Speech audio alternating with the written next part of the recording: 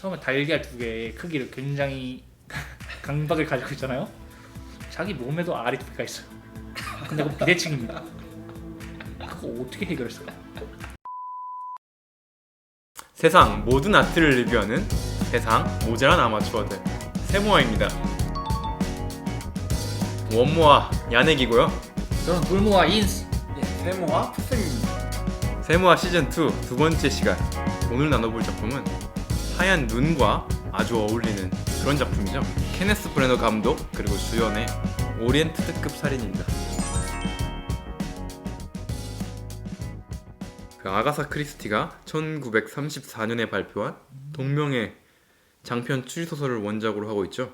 확실히 스토리적인 면에서는 탄탄한 거를 느낄 수가 있더라고요. 그래서 줄거리를 한번 살펴보자면 세계적 명탐정인 에르큘 포아르는 사건 의뢰를 받고 이스탄불에서 런던으로 향하는 초호화 열차인 오리엔트 특급 열차에 탑승하게 됩니다. 폭설로 열차가 멈춰선 밤, 승객 한 명이 잔인하게 살해당하는 사건이 발생하게 되는데요. 기차 안에서 벌어진 밀실살인, 완벽한 알리바이를 가진 13명의 용의자.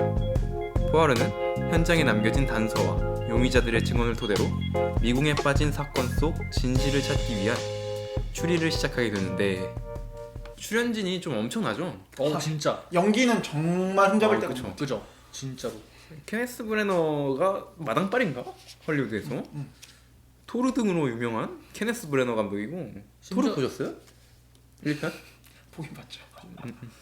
전 그래서 케네스 브래너가 영화를 안 만들고 찍히기만 했으면 좋겠어요. 심지어 연기를 잘해요. 아 맞아요. 해리포터나 테넷에서 열연한 명배우이기에 그 에르킬 포아르 역을 하는 것도 굉장히 흠잡을 데 없이 잘하죠.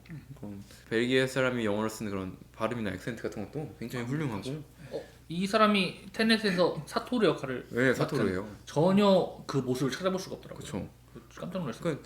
그 해리포터에서도 이제 질데로이 로커트 역을 했었는데 이 편에서 연기 색깔이 다 다를 정도로 진짜 연기 폭이 스펙트럼이 굉장히 넓다는 느낌이고 그리고 그 외에도 라쳇 역의 조니 뎁 네, 지금 거의 헐리우드에서 핫한 퇴출당할 위기에 처한 조씨가 있죠. 그리고 허버드 부인 역의 미셸 파이퍼. 너무 예뻐. 연기 너무 잘하시. 맞아. 나이가 드셨는데도 너무 고우시더라. 진짜. 왜 느낌이 다르지? 여기서 예쁘다고 하는 거랑 여기서 예쁘다고 하는 거랑. 맥퀸 역의 조시 게드 그리고 게르하르트 하르트만 역의 윌리엄 데포. 연기 너무 잘해요. 그 흡인 역이 확실히 딱 있는 배우. 한 명 한 명 연기는 진짜 흠잡을 데가 한 곳도 없어. 맞아요. 그 밖에도 이제 스타워즈 시퀄 시리즈에서 주연을 했던 데이지 리들리나 페넬로페 크루즈 등의 아주 훌륭한 배우들을 아주 죄다 갈아 넣었어요. 갈아 만든 배인 줄 알았어. 저는 그래서 영화를 보면서 느낀 게 이건 기차를 만약에 제가 이 기차의 승객이었잖아요. 저는 바로 표를 환불하고 내려줄 겁니다. 기차를 탔는데 사토르랑 그린 고블린이랑 잭스페로랑 잭스페로 전 여친이 있고 이 정도면 사단이 나도 뭐가 나겠다. 그렇죠. 김전일이 타고 있는 기차가 그래서- 비슷한 느낌인 거죠. 왜냐면 여기서 사람이 안 죽으면 있을 수 없는 일이에요. 그렇게 사람이 죽거나 우주가 파괴되거나. 진짜 너무 무서울 것 같아요. 그랬군요. 인상 깊었던 게 그 윌리엄 데포가 마지막에 이제 눈물이 고이면서 연기하는 게 진짜 인상적이었거든요. 저 그런 식의 뭔가 흡입력이 있는 연기들이 거의 대부분의 배우들에게서 느낄 수가 있어가지고 그런 부분에서 이제 깔 부분이 없다고 생각이 드는데 아쉬운 부분도 없진 않았죠. 그렇죠. 저는 아쉬웠던 게 일단은 저도 영화나 이런 것들을 굉장히 편향적으로 보는 편이긴 한데 특히 상업 영화를 그렇게 남들이 다 봤다는 걸 잘 안 보는 편이기도 하고 그래서 후다인 장르를 많이 접해보지 않았어요 사실. 그 후다인 장르가 얼마나 만들기 어려운 영화라는 거를 이 영화 보기 전에 좀 몰랐던 것 같아요. 근데 이 영화를 보고 후다인 장르가 만들기 어렵구나라고 느낀 점은 이 영화에서 제가 가졌던 기대감과 만족감이 저는 갭이 좀 너무 크긴 했어요. 그래서 너무 실망을 많이 해서 아니 도대체 왜 이러나 다른 추리 영화들은 어떻지라고 봤는데 추리물 자체가 거의 없더라고요. 제대로 된 후다인이라고 할 수 있는 진짜 미스테리가 모든 텐션감을 끌고 가는 그런 장르가 되게 없었고 저는 늘 도입 이야기를 항상 하는 편인데 그걸 되게 중요하게 여기는데 티저 무비는 굉장히 정통 추리극 같이 나는데 오프닝만 봐도 톤이 달라요. 저는 오프닝을 보고서는 굉장한 뭔가 활극이 펼쳐질 것 같은 느낌. 여기서 밀실살인이 일어나고 이거가 아니라 그 40일간의 세계 일주 막 그 아이의 행보를 따라서 막 쫓아가고 공평이라는 것에 집착하지만 그렇지만 팔레스틴 꼬마아이에게는 따뜻하겠지. 약간 이런 느낌이 좀 거기서부터 이게 뭐지 싶었는데 영화 전체적으로 약간 그렇게 정신없는 면이 있었던 것 같아가지고 조금 저는 많이 아쉬웠어요. 강박증적인 성격을 보여주고 그리고 살짝 어떻게 보면 추리의 스타일을 보여주는 거잖아요. 자기가 이제 직접 증거를 찾아서 뭐 발로 뛰는 것도 있겠지만 어떤 인물들의 인과관계나 이런 또 이익이 되고 막 이런 거를 찾아서 범인을 추리해 나가는. 근데 처음에 달걀 2개의 크기를 굉장히 강박을 가지고 있잖아요. 자기 몸에도 알이 2개가 있어요. 근데 그건 비대칭입니다. 그거 어떻게 해결했을까? 라는 생각을 하다 보니까 내 사랑 캐서린 맨날 사진 보면서 그랬는데 캐서린은 안 이어진 거잖아요. 안 이어질 수밖에 없었겠다. 왜죠? 제가 볼 땐 자기 몸에 있는 알 2개가 비대칭이기 때문에 도를 했을 수도 있다. 내가 이 비대칭을 왜 이렇게 열심히 얘기해? 이 정도까지 형을 낮출 필요는 없어. 아니야 낮춘 게 아니라 날개를 산 거야. 아쉬운 점이 있다면 딱 2가지 정도. 첫 번째, 없어도 됐을 법한 액션씬. 아 맞아요. 2부분이 나와요. 그 맥퀸 추적할 때 한 번, 그리고 그 차 총 싸움 권총 맞았을 때 한 번. 좀 그렇게 크게 2개로 봤는데 굳이 이런 노신사가 그쵸? 맞아. 그죠. 이렇게까지 액션씬을. 그리고 한 가지 더 아쉬운 거는 그 추리를 하는 과정이 굉장히 극도로 생략돼 있다. 아까 트렁크 짐에서 짐 떨어진 거 봤더니 사진이 있었는데 운전기사 사진이 있었습니다. 당신 운전사? 막 이런 느낌으로 너무 극도로 생략된 그런 추리 과정. 사실 그 추리물은 그런 재미도 쏠쏠하기 때문에 그렇죠. 예, 그렇게 2가지가 아쉬웠다고 볼 수 있었습니다. 저는. 그죠. 그래서 지금 얘기한 그런 추리 장면이 액션이랑 그런 쓸데없는 감정씬, 캐서린을 붙잡고 어떻게 해야 되지? 어떻게 하면 좋을까라고 얘기하는 이런 걸로 대체가 돼 버려가지고 그죠. 너무 좀 별로였던 부분이 아니었나 싶은데. 크게 후더니 장르라기보다는 살짝 어떤 휴먼 드라마 그쵸. 그게 아니었나. 그래서 오히려 막 그런 어떤 포아르라는 탐정이 어떤 사건을 맡고 해결하는 그런 느낌이라기보다는 그런 포아르라는 인물이 어떤 가치관 변화가 일어나는 그런 휴먼 드라마 느낌이 오히려 더 강하다는 인상이 강했거든요. 그죠. 굉장히 연극적인 느낌이 강한 영화인데 일단 스토리적으로는 정확한 산막 구조예요. 그죠. 그래서 인물들에 대한 소개와 나열 첫 번째 막에서, 그리고 두 번째 막에서 사건이 발생하고 세 번째 막에서 사건이 해결되면서 끝나는 강한 타이트샷이라든지 그런 연극적인 연기, 감정이입이라든지 그리고 연출적인 면에서도 장면 전환이 그렇게 크지가 않아요. 어떤 한 배경을 놓고 하나의 무대의 연출인 것처럼 느껴지는. 그 포아르가 고민을 하잖아요. 이제 모든 거 사건이 밝혀지고 내가 원래 기존에 가지고 있던 정의의 가치관으로 이걸 해결해야 되냐, 그죠. 아니면은 내가 덮어야 되나 라는 걸 계속 고민할 때는 마치 그 셰익스피어의 햄릿처럼 죽느냐 사느냐 고민하던 그 고뇌처럼 극적인 고민이 느껴지긴 했어요.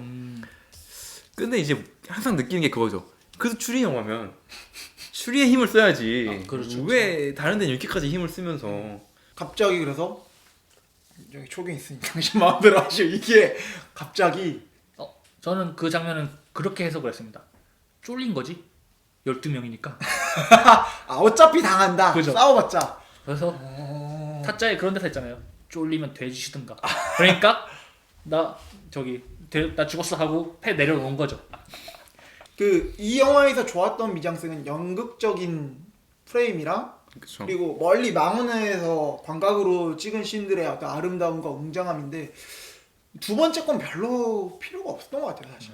연출적인 부분에서는 제가 진짜 되게 좋다라고 생각했던 거는 사실 한 명의 피해자를 12명이 돌아가면서 번갈아 찌른다는 게 굉장히 잔혹하고 어떻게 보면 반인륜적인 행동인데 음악을 잔잔하게 되게 슬픈 음악을 깔면서 그 씬은 좋았던 것 같아요. 그죠. 네. 이게 우리가 그 배경 짐식을 알려준 다음에 이제 그렇게 잔잔한 음악을 깔고 하니까 되게 처절하고 그런 아픔이 잘 느껴져 전달이 됐다. 있고 생각해보면 가장 좋았던 씬은 그 씬이었던 것 같아요. 그리고 가장 마지막에 그 모든 등장인물이 한 씬에 담기는 그 흑백 씬이 그거는 정말 좋았어요. 그죠.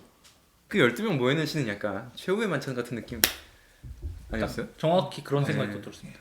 사실 이 오리엔트 특급 살인이 서구권에서는 우리나라 그 고등학교 필독 도서처럼 살짝 그쵸. 교양 필독 도서 중에 하나가 아닐까. 워낙 고전이고 유명한 작품이기도 하고 또 추리를 조금만 관심 있는 사람들은 대부분 읽었을 법한. 그렇기 때문에 좀 오히려 어떻게 보면 불친절하게 가져갔나 그런 생각도 하게 되긴 했습니다. 그쵸. 워낙 리메이크도 많았고 그죠. 책도 워낙 유명하다 보니까 그럴 수 있는데 그럼에도 불구하고 새로운 세대에 만들어진 작품이다 보니까 그런 것에 대한 친절함이 있어야지 또 그- 기대감이 생기는 건데 그렇게 하죠. 정통 추리극을 좋아하는 사람도 못 잡은 느낌이고 새로 유입될 만한 사람도 크게 잡지 못한 그러니까 단편적으로 이 작품 하나는 성공을 했지만 지금 올해 개봉 예정이거든요. 이 후속편 블러디 나일이. 근데 그거는 그렇게 크게 또 성공을 할 수 있을지 그리고 시리즈가 계속될 수가 있을지 라는 건 생각을 해봐야 될 것 같은데 그래서 이제 아까 나왔던 얘기를 좀 더 이어서 해보면 포아르의 성격 자체는 잘 제시를 했어요. 그래서 완벽하지 못한 것을 못 보는 성격이고 이제 그 완벽이라는 것이 옳고 그름과 연결이 되면서 어떤 그런 정의와 정의롭지 못한 것에 대한 기준이 명확하다는 것을 알 수가 있죠.